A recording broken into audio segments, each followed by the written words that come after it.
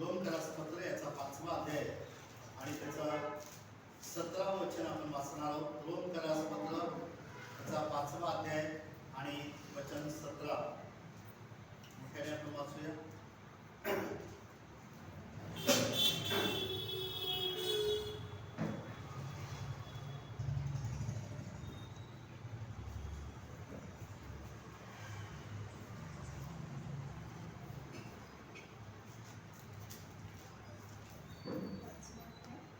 पाचवा अध्याय 17 रोमकरास पत्र 5वा अध्यायाचं 17वं वचन. तुम्ही पापाचे गुलाम होता तरी ज्या प्रकारच्या शिकवणीच्या 17 वचन 5:17 रोम 5:17 कारण जर त्या एकाच इसमाच्या द्वारे त्या एकाच इसमाच्या अपराधाने मरणाचे राज्य चालू झाले तर जे कृपेचे व नीतिमत्वातेचे दान याची विपुलता स्वीकारतात ते विशेष करून त्या एकाच येशू ख्रिस्ताच्या द्वारे जीवनात राज्य करतील. त्या एकाच येशू ख्रिस्ताच्या द्वारे जीवनामध्ये राज्य करतील. हालेलुया. काय म्हणते देवाचं वचन? त्या एकाच येशू ख्रिस्ताच्या द्वारे जीवनामध्ये राज्य करतील. जीवनामध्ये राज्य करतील. हे शब्द फार महत्वाचा आहे की एकाच येशू ख्रिस्ताच्या द्वारे जीवनामध्ये काय करतील? राज्य करतील. ठीक आहे. आता आपण जे साक्ष ऐकलं त्याच्यामध्ये आम्ही जयवंत बद्दल ऐकलंय ना. जयवंत बद्दल तो नेहमी जयवंत व्हायला पाहिजे.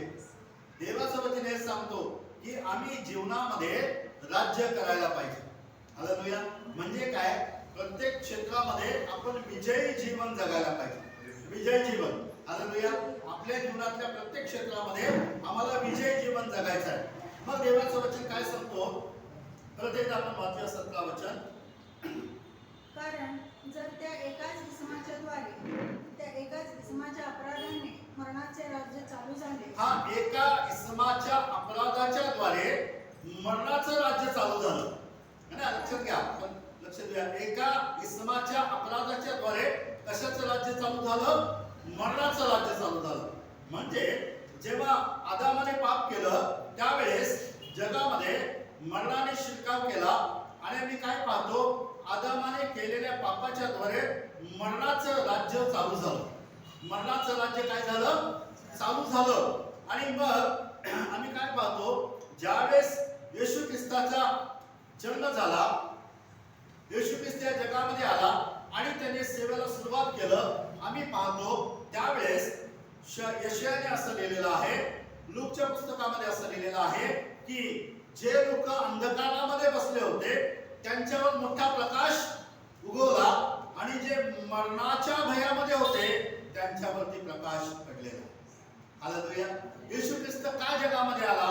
जे लोक अंधकारामध्ये बसले होते त्यांनी मोठा प्रकाश पाहिला आणि वचन सांगतो जे मरणाच्या भयामध्ये होते त्यांच्यावर काय उगवलेला आहे?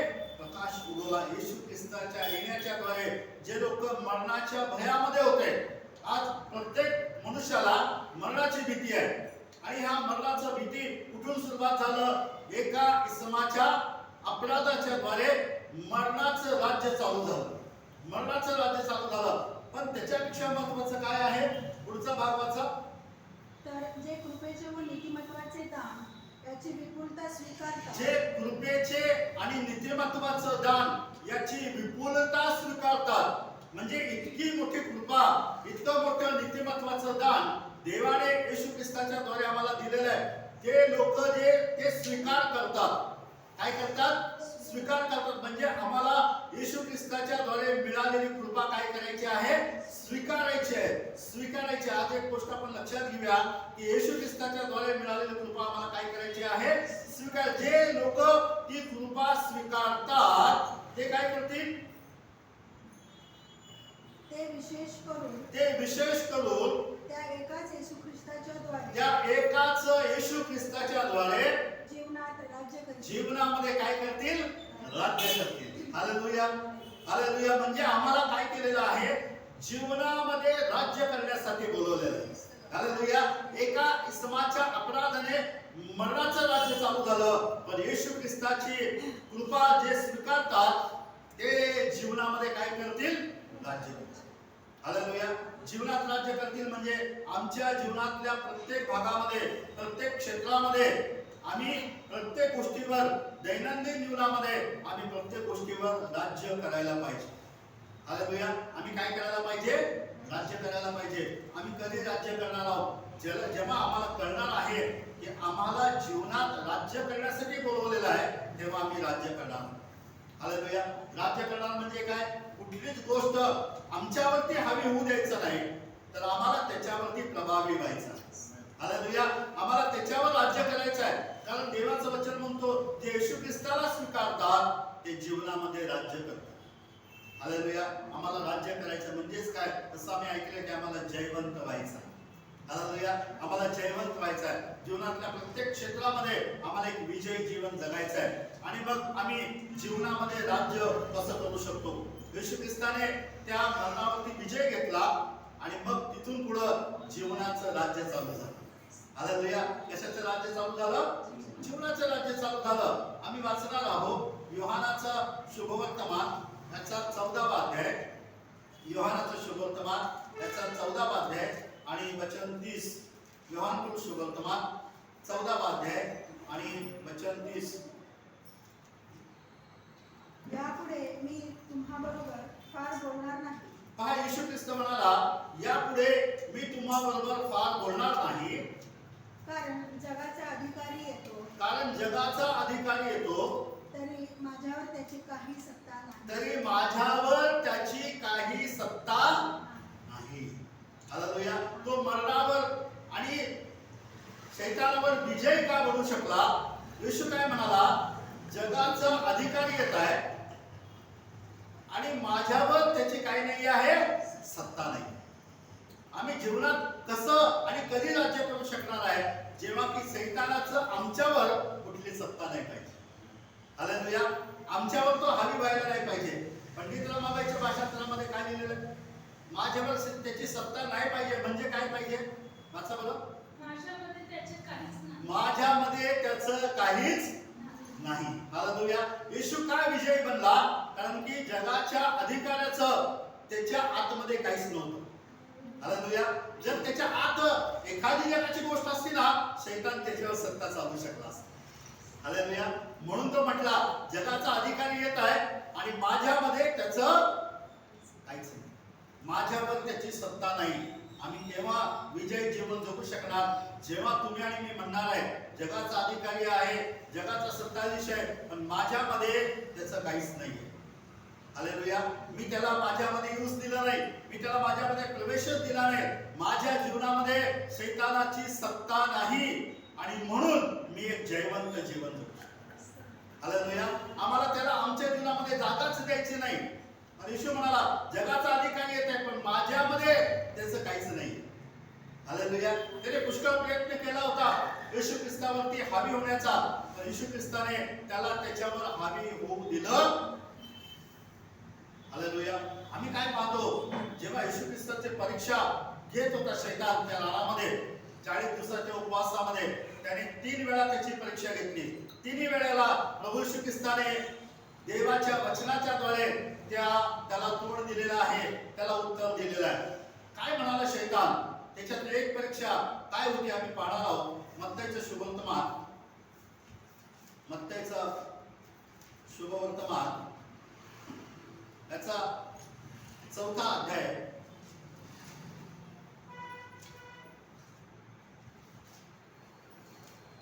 8-9.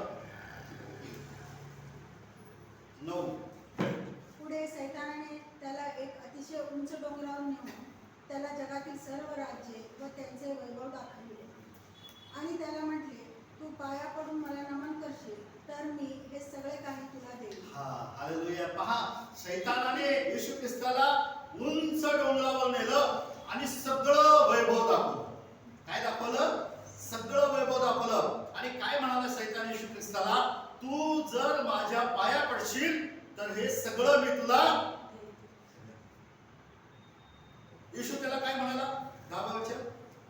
तेव्हा येशू त्याला म्हणाला, अरे सैताना, चालता हो, कारण असा शास्त्रलेख आहे की परमेश्वर तुझा देव याला नमन कर व केवळ त्याचीच उपासना कर. येशू काय म्हणाला की अरे सैताना चालता हो, कारण शास्त्रामध्ये असं लिहिलेलं आहे की प्रभू तुझा देव यालाच नमन कर व केवळ त्याचीच काय कर सेवा. आता एक गोष्ट लक्षात घ्या, सैतान येशू ख्रिस्ताला डोंगरावर घेऊन जातो, सगळं वैभव दाखवतो आणि काय म्हणतो त्याला, तू माझ्या पाया पड, हे सगळं मी तुला दे.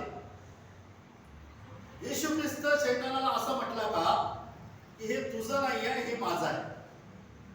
म्हटलं का असं? निर्माण करता कोण होता? येशू आहे. परमेश्वराने निर्माण केलं. येशू असं म्हटलं का सैतानाला, मला तू काय देतोस, हे सगळं माझं आहे, असं म्हटलं का? का नाही म्हटलं? का नाही म्हटलं? कारण आम्ही रोम 5:7 काय वाचलं, एका इसमाच्या अपराधाने मरणाचं राज्य सुरू झालं. तो जगाचा अधिकारी.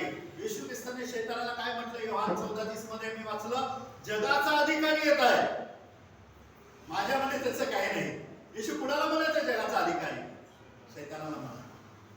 कारण काय झालं होतं, येशू ख्रिस्त जोपर्यंत वधस्तंभावर मरत नाही ना, जगाचा अधिकार शैतानाच्याच हातामध्ये होता, शैतानाच्याच हातामध्ये होता.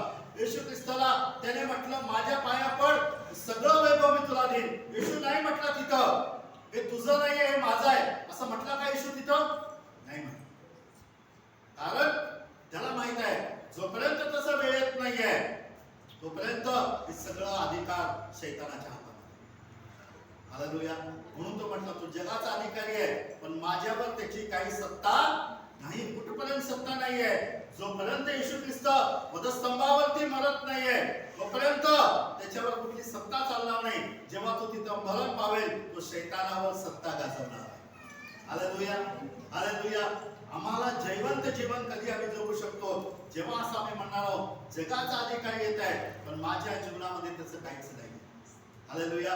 जेव्हा एखादी गोष्ट आमच्या जीवनामध्ये त्याला सापडेल किंवा आम्ही त्याला प्रभावी हवी होऊ देण्यासाठी एखादी संधी देणार आहोत, तो आमच्या जीवनाचा अधिकारी बनणार. हालेलुया.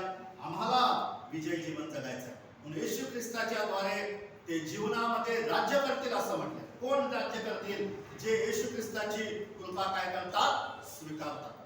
हालेलुया.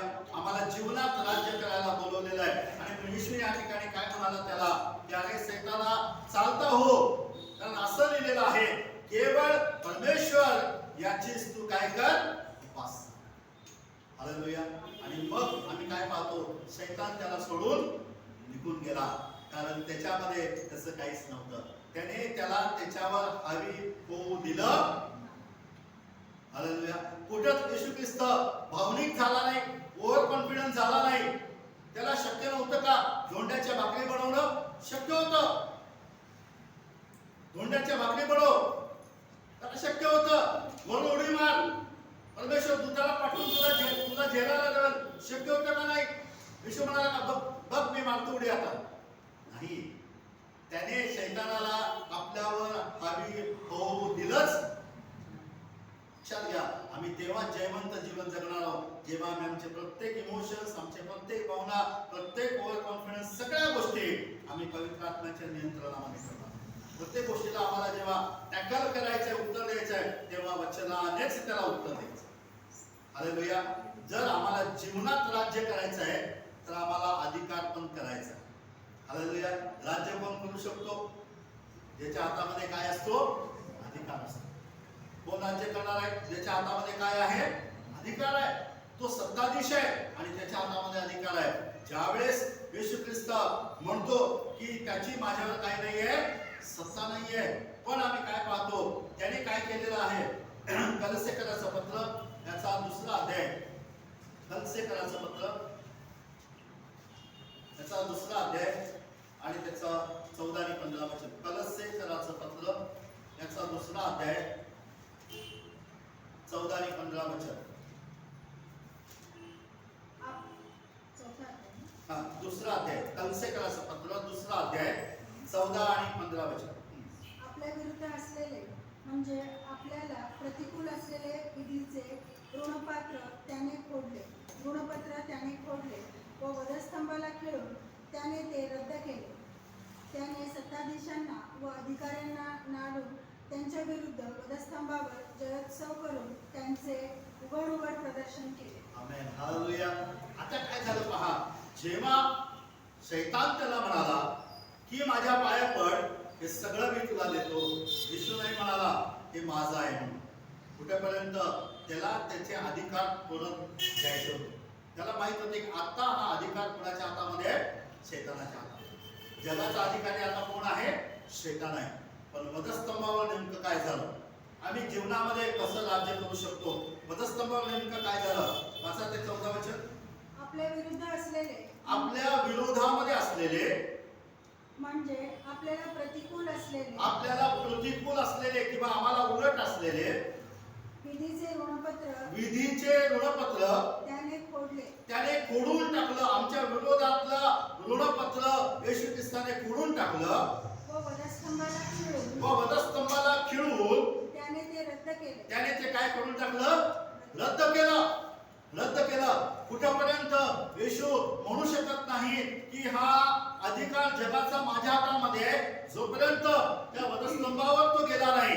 आणि त्या वधस्तंभावरती गेल्यानंतर त्याने काय केलं? देवाचं वचन म्हणतो, जे आमच्या विरोधामध्ये लिहिलं गेलं होतं, जे विधीचं हस्तलेख होतं, ऋणपत्र होतं, ते त्याने खोडून टाकलं. ते वधस्तंभावर त्याने रद्द करून टाकलं. रद्द केलं. काय लिहिलं होतं त्या ऋणपत्रामध्ये?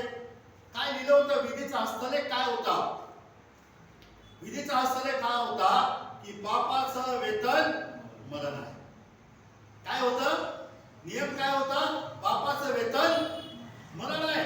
कारण आम्ही पाहिलं रोम 5:17 मध्ये की एका इसमाच्या अपराधाने मरणाचं राज्य चालू झालं. मग काय नियम लिहिला होता? काय विधीचा हस्तलेख काय होता? पापाचं वेतन काय आहे? मरण आहे. मग आता त्या मरणाला नाहीसं करायचं आहे, म्हणजे येशू ख्रिस्ताला पहिला कुठं चढावं लागेल? वधस्तंभावर.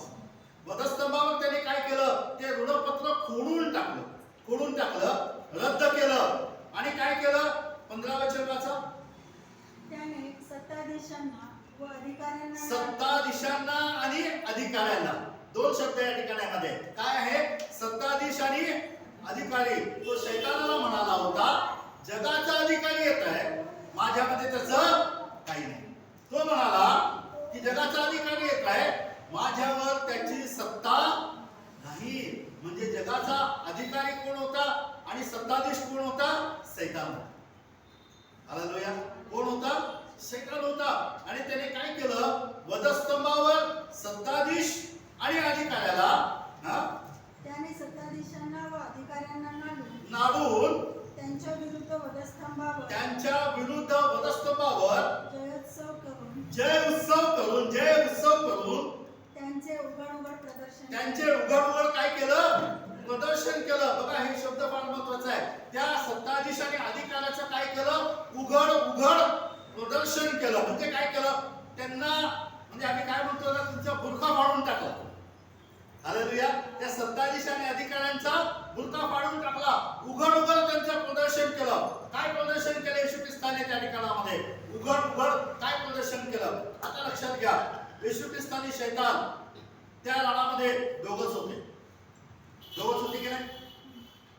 जिथं शैतान म्हणाला येशू ख्रिस्ताला, तू माझ्या पाया पड, हे सगळं वैभव मी तुला देणार, तिथं तिसरं ऐकायला कोण होतं का? कोण?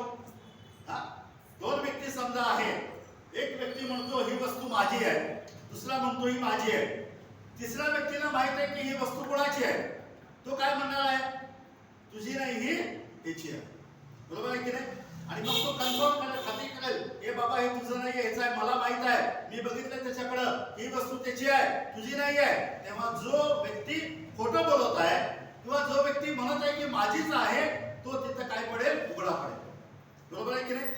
मग राणामध्ये शैतान आणि येशू दोघच होते की नाही? तिथं ऐकणारा तिसरा कोणी नाही. जिथं शैतान असं म्हणाला होता, तू माझ्या पाया पड, हे सगळं वैभव मी तुला देईन, तिथं येशू त्याला काय म्हणाला? की केवळ परमेश्वराचीच उपासना कर. अरे शैताना, निघून जा. येशू ख्रिस्त तिथं त्याला असं नाही म्हणाला, अरे शैताना, हे सगळं काही माझं आहे, असं म्हटलं का? नाही म्हटला, कारण तशी म्हणण्याची वेळ अजून आलेली नव्हती. पण ज्या वेळेस येशू ख्रिस्त वधस्तंभावर गेला, देवाचं वचन काय म्हणतो, त्याला पृथ्वीपासून जेव्हा उंच केलं गेलं, वधस्तंभावर त्याने काय केलं, सत्ताधीशांना आणि अधिकाऱ्यांना नाडून उघड प्रदर्शन करून जय उत्सव केला. म्हणजे त्याने हे कुठं डिक्लेअर केलं शैतानाला, हे तुझं नाहीये, माझं आहे. वधस्तंभावर हालेलुया. शैतान एकांतामध्ये म्हटला होता, हे माझं आहे. येशू ख्रिस्ताने उघड सांगून टाकलं, हे तुझं नाहीये, माझं आहे. आज त्या सत्ताधीशाने अधिकाऱ्याला त्या वधस्तंभावर त्यांचं उघड प्रदर्शन केलं की मी या जगावरती विजय मिळवलेला आहे. आणि काय झालेलं आहे, वधस्तंभाच्या द्वारे त्याने सगळ्या किल्ल्या आपल्या हातामध्ये घेतल्या. Hallelujah, hallelujah. एकांतामध्ये तो काय बोलला नाही, सोडून दिलं त्याला. पण त्याला कुठं दाखवलं, हे तुझं नाही, माझं आहे, मी परत घेणार आहे, मी परत घेतलेला आहे. वधस्तंभावर सगळ्या जगासमोर दाखवलं, सगळ्या लोकांसमोर दाखवलं, सगळ्यांना कळालं की जगाचा अधिकारी शैतान नाहीये, येशू आहे. Hallelujah, hallelujah. आणि म्हणून देवाचं वचन म्हणतो, त्या एका इसमाच्या अपराधाने मरणाने राज्य केलं, पण एका येशू ख्रिस्ताच्या द्वारे तुम्ही आणि मी जीवनामध्ये राज्य करणार. Hallelujah, hallelujah. लक्षात घ्या, आता आमच्यासाठी जीवनाचं राज्य सुरू झालेलं आहे. कुठलं राज्य सुरू झालेलं आहे? कुठलं राज्य सुरू झालेलं आहे? जीवनाचं राज्य. ज्याच्या हातामध्ये अधिकार आहे, सत्ता आहे, तो जो आदेश देतो ना ते घडणार. हालेलुया. तो जो आदेश देणार आहे ते घडणार आहे. शैतानाच्या हातामध्ये अधिकार होता, त्याने मरणाचं राज्य चालू केलं. पण जो जेव्हा अधिकार येशू ख्रिस्ताच्या हातामध्ये आला, येशू ख्रिस्ताने जीवनाचं राज्य चालू केलं. Hallelujah, hallelujah. तुम्ही आणि मी जीवनाच्या राज्यामध्ये जातो. हालेलुया. आता आमच्यासाठी मरणाचं राज्य लागू नाहीये, आता आमच्यासाठी जीवनाचं राज्य लागू. हालेलुया. तुम्ही बोला, त्या प्रत्येक गोष्टीमध्ये जीवन यायला सुरुवात होईल. हालेलुया. जीवन कशामध्ये येतो? मरत असलेल्या गोष्टीमध्ये पुन्हा जीवन येणार आहे. आपल्या प्रत्येक गोष्टीमध्ये आम्हाला अधिकार करायचा, आम्हाला बोलायचं आहे.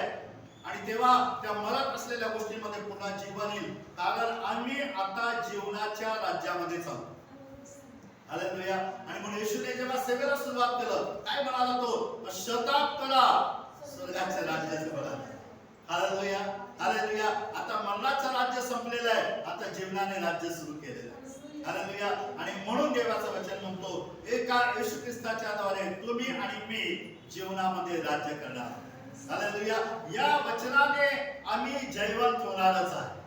Hallelujah, hallelujah. आता हार नाहीये, आता अपयश नाही, आता नुकसान नाहीये, आम्हाला आता विजयी बनायचं. का? कारण काय, मला जीवनाचं राज्य लागू झालं. अधिकार त्याच्या हातामध्ये, सत्ता त्याच्या हातामध्ये, त्यांनी डिक्लेअर केलेलं आहे, आता तुमच्यासाठी जीवनाचं राज्य. हालेलुया.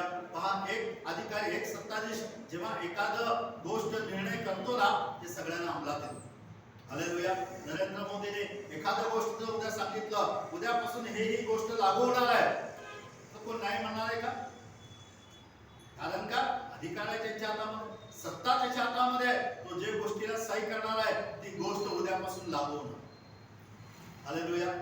ते आम्हाला स्वीकारावंच लागेल, तुम्हाला पटो अथवा न पटो, कारण की ज्याच्या हातात सत्ता आहे त्याने आदेश दिलेला आहे. येशू ख्रिस्ताच्या हातामध्ये जेव्हा किल्ले आल्या, सत्ता आली, त्याने आदेश दिला, आता मरणाचं राज्य नाही, आता जीवनाचं राज्य सुरू. Hallelujah, hallelujah. आता जीवन मिळणार आहे, आता जीवन मिळणार आहे. तो ऋणपत्र जे आहे ते खोडून टाकलं, रद्द केलं. हालेलुया. काय लिहिलं होतं त्याच्यावर? काय लिहिलं होतं त्याच्यावर? पापाचं वेतन मरण. हालेलुया. पापाचं वेतन काय आहे?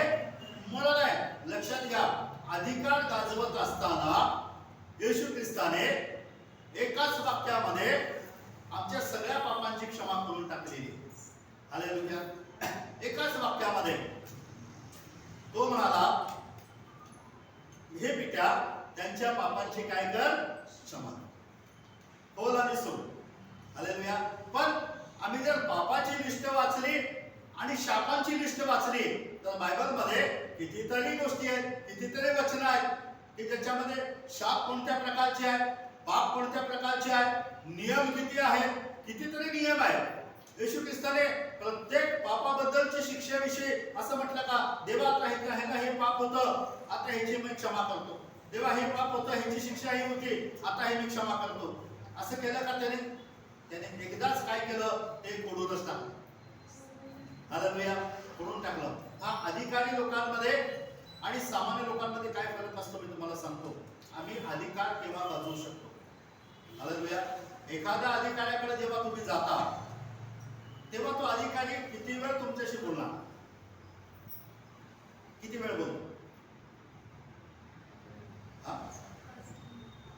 2 मिनिटं 5 मिनिट. तुमचा जो मॅटर आहे, तुमचा जो प्रश्न आहे, तुमचा जो विषय कदाचित खूप मोठा असेल, 10-15 पाणी विषय असेल, है ना, खूप मोठा विषय असेल. तुम्ही आणि मी एकमेकांना सांगताना कदाचित पुष्कळ वेळ आम्ही बोलणार, असं असं झालं, असं असं झालं, असं असं झालं, असं असं झालं, आणि सगळा विषय आमचा खूप मोठा आहे.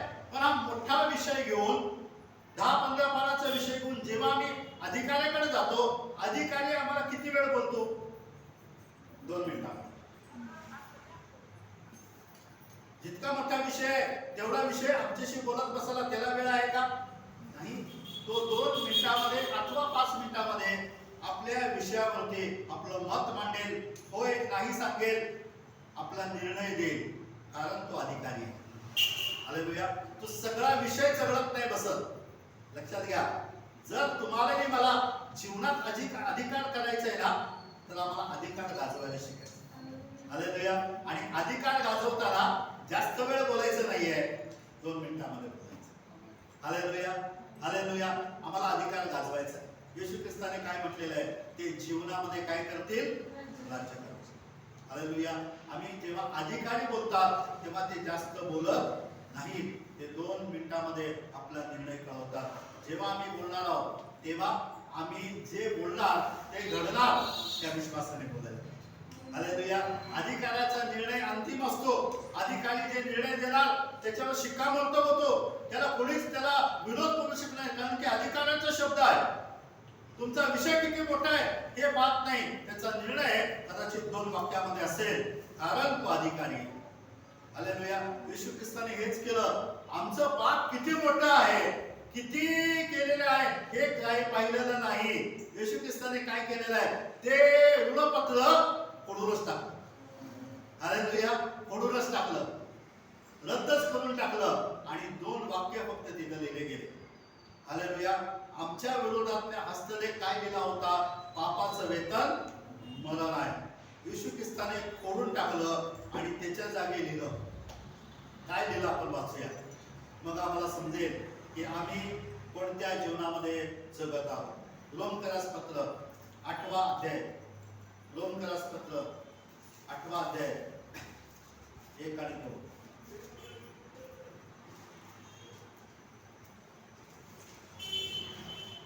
रोमकरास पत्र 8वा अध्याय 1 वचन.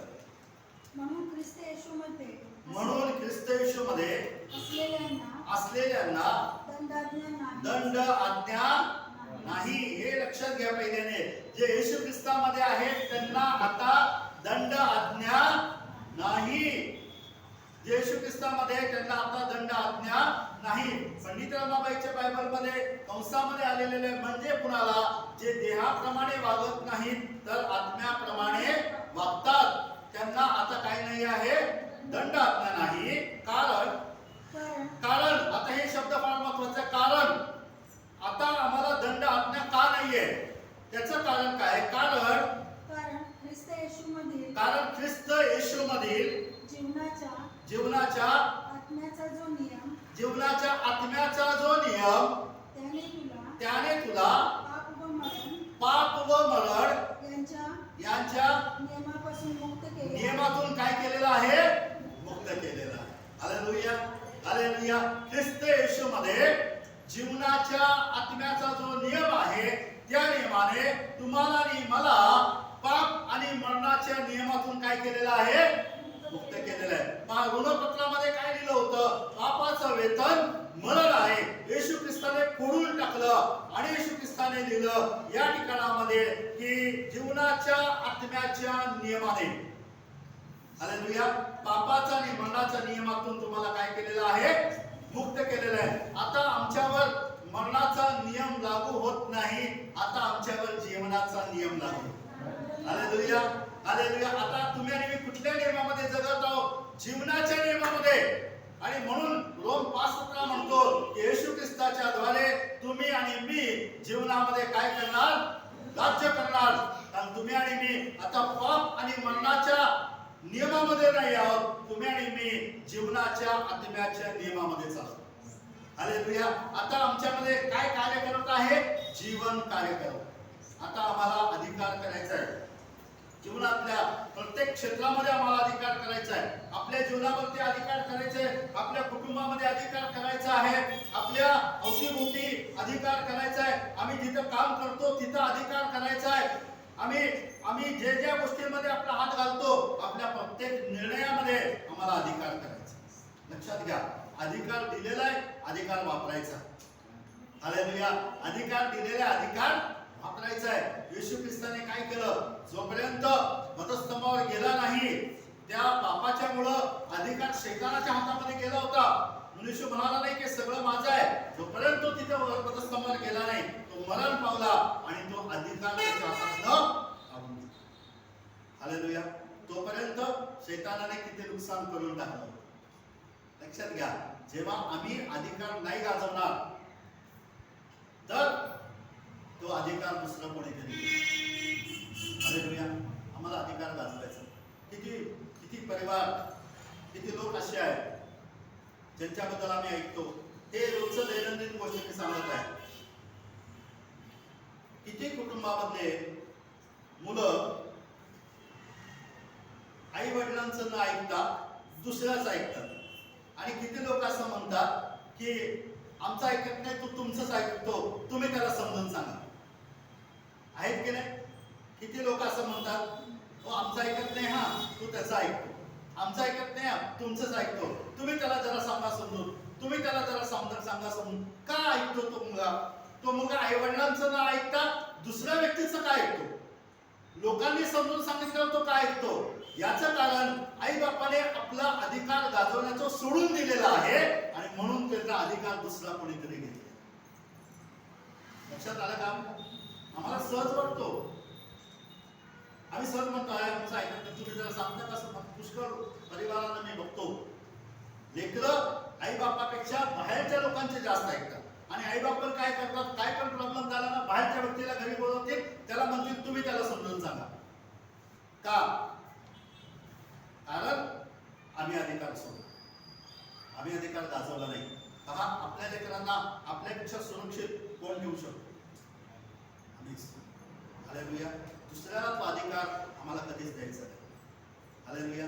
सेवक अथवा पाळक त्यांना अधिकार आहे, त्यांना सांगण्याचा, त्यांना गाईड करण्याचा, मार्गदर्शन करणं. त्याच्या व्यतिरिक्त इतर कुठल्याही व्यक्तीला आपल्या कुटुंबामध्ये, लेकरांमध्ये, आपल्या कामामध्ये निर्णय घेण्यासाठी आम्हाला द्यायचं नाही. याचं कारण का?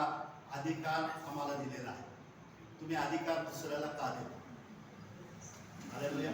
तुम्ही तुमचा अधिकार दुसऱ्याला का देता? का? कारण ते त्याच्यावर काय करतील? अधिकार गाजवतील. हालेलुया. लक्षात आलं का? नेमकं हेच घडलं होतं. येशू ख्रिस्ताने का त्या ठिकाणामध्ये शैतानाला नाही म्हटलं की बाबा हे तुझं नाही, माझं आहे, आणि अधिकार त्याच्या हातामध्ये. हालेलुया. आम्ही काहीच करू शकणार नाही. आम्हाला अधिकार घालवायचा नाही, अधिकार सोडायचा नाही, अधिकार देऊन टाकायचा नाही. आम्हाला अधिकार करायला, आम्ही कधी जयवंत होणार, कधी आम्ही विजय जीवन जगणार? जेव्हा आम्ही अधिकार चालवायला शिकणार. हालेलुया. अधिकार चालवायला शिकणार. येशू ख्रिस्ताने वधस्तंभावर त्याचं उघड प्रदर्शन केलं. याला नाडून, सत्ताधीशाला अधिकाऱ्यांना नाडून उघड प्रदर्शन केलं. तिथं त्याने त्याच्याकडे सगळ्या चाव्या आणि किल्ल्या काढून घेतल्या आणि जय उत्सव केला. काय केलेला आहे? जय उत्सव केला. जिथे एकांतामध्ये त्याने म्हटलं होतं माझ्या पाय पडे सगळं मी तुला देईल, इथं तर ह्याने जय उत्सव करून सांगितलं अरे शैताना तुझं नाहीये, हे सगळं माझं आहे. हालेलुया. हालेलुया. हे विजय जीवन आहे. आणि म्हणून त्या एका येशू ख्रिस्ताच्या द्वारे तुम्ही आणि मी जीवनामध्ये राज्य करणार. लक्षात घ्या, आम्ही पाप आणि मरणाच्या नियमातून मुक्त झालो. कुठल्या नियमाने? आता आमच्यासाठी जीवनाच्या आत्म्याचा नियम लागतो. हालेलुया. तुम्ही आणि मी जीवनामध्ये राहतो म्हणजे काय? आता आमच्या प्रत्येक गोष्टीमध्ये जीवन यायला पाहिजे. जीवन म्हणजे काय? मरत असलेल्या गोष्टी पुन्हा संजीवित व्हायला पाहिजे. हालेलुया. एखाद्या झाडाचं रोप जर पाणी नाही मिळालं, आम्ही काय पाहतो ते थोडंसं गळून जातो, पानं खाली पडायला लागतात, सुकलेला असतो. आणि जर त्याला परत आम्ही पाणी दिलं, पाऊस पडला, परत ते टवटवीत होतं. हालेलुया. आम्ही जीवनामध्ये राज्य करायचं म्हणजे काय? मरत असलेल्या गोष्टीला पुन्हा जिवंत करा. हालेलुया. आपले अधिकार गाजवा. मरत असलेले नातेसंबंध असतील, आपले मरत असलेले आपले व्यवसाय असतील, काम असेल, नोकरी असेल, आर्थिक परिस्थिती असेल, कुठल्या पण गोष्टी असेल, तिथं आम्हाला असं वाटतं की अरे ते मरत चाललेलं आहे, गळून चाललेलं आहे, पुष्कळ वेळ झालेला आहे, ते परत संजीवित होऊ शकतो जेव्हा तुम्ही आणि मी राज्य करणार आहोत. आम्हाला गाजवायचं आहे, आम्हाला दिलेला अधिकार. हालेलुया. हालेलुया. मोठेपणाचा अधिकार जे मोठे आहेत त्यांनी गाजवायलाच पाहिजे. हालेलुया. आई वडिलांचा अधिकार आई वडिलांनी गाजवायलाच पाहिजे.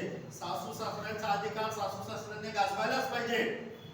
कारण हे देवाने दिलेले स्थान आहे, त्यांना पद आहे, त्यांना ते गाजवायला पाहिजे, अधिकार करायला पाहिजे. हालेलुया. अधिकार नाही करणार तर अधिकार तिसरा कोणीतरी. हालेलुया. म्हणून येशू म्हणाला की येशू ख्रिस्ताच्या द्वारे जीवनामध्ये काय करतील? लक्षात घ्या, आम्हाला जीवनामध्ये काय करायचं आहे? राज्य करायचं. हे आपण प्रार्थना. आपले डोळे